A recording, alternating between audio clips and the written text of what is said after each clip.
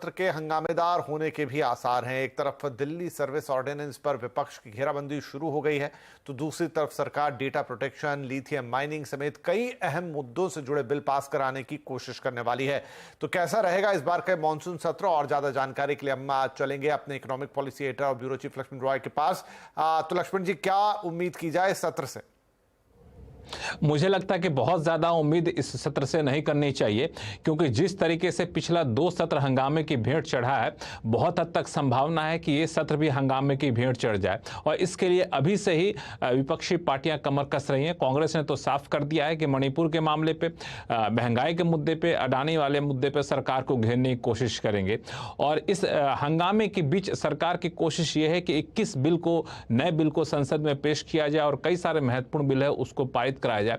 लेकिन बिल जब पारित कराने की बात आएगी तो सबसे ज्यादा जिस पर सबकी निगाहें टिकी हैं वह है दिल्ली में सर्विस को लेकर जो अध्यादेश जारी किया गया था, उस अध्यादेश को पारित कराने के लिए। जैसा कि हमने अभी देखा कि विपक्षी पार्टियों की बैठक चल रही है, उसके बाद कल ही भी बैठक होगी और फिर कल एनडीए दलों की बैठक होने वाली है। तो ये जो बिल अध्यादेश के तौर पे पास कराया जाएगा, उसकी सबसे खासियत ये होगी कि संख्या बल के हिसाब से तो लोकसभा से आराम से आसानी से पारित हो जाएगा, राज्यसभा से भी पारित हो जाना चाहिए, लेकिन बिल पारित होना ज्यादा महत्वपूर्ण नहीं रहेगा। इस बिल के जरिए विपक्षी पार्टी अपनी एकता दिखाने की कोशिश करेगी, दूसरी तरफ एनडीए अपनी एकता दिखाने की कोशिश करेगा। तो इस लिहाज से यह अध्यादेश काफी महत्वपूर्ण होगा कि बिल के जरिए कौन किसके पक्ष में कितने आता है और कितना एकता दिख पाता है, और इसकी कोशिश अब चल रही है। दूसरा जो महत्वपूर्ण बिल है, इसके अलावा उसमें से एक महत्वपूर्ण बिल है, आपको माइनिंग सेक्टर को लेकर के एमएमडीआर एक्ट में बदलाव किया जाना है, जिसमें लिथियम समेत 6 मिनरल को कमर्शियल माइनिंग की तरफ ले जाना है। इसका रास्ता साफ होगा। छोटे अपराधों के लिए बड़ी सजा देने वाले की जो प्रावधान है उसको खत्म किया जाना है।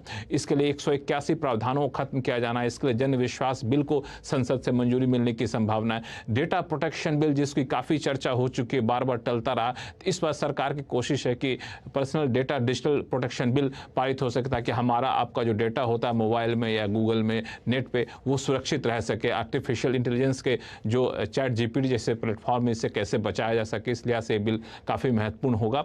और लेकिन इस बिल को पारित कराने के दौरान हंगामा काफ़ी होने वाला है। एक और बिल, यूनिफॉर्म सिविल कोड का बिल, इस पर चर्चा काफ़ी हुई है, लेकिन शायद इस सत्र में आए, इसकी संभावना कम दिख रही है, क्योंकि लॉ कमीशन ने इस पर आम लोगों की राय जानने की तारीख भी बढ़ा करके 28 जुलाई कर दिया है। तो मुझे लगता है कि ये सारे परिदृश्य में ये संसद का सत्र काफ़ी दिलचस्प रहने वाला है।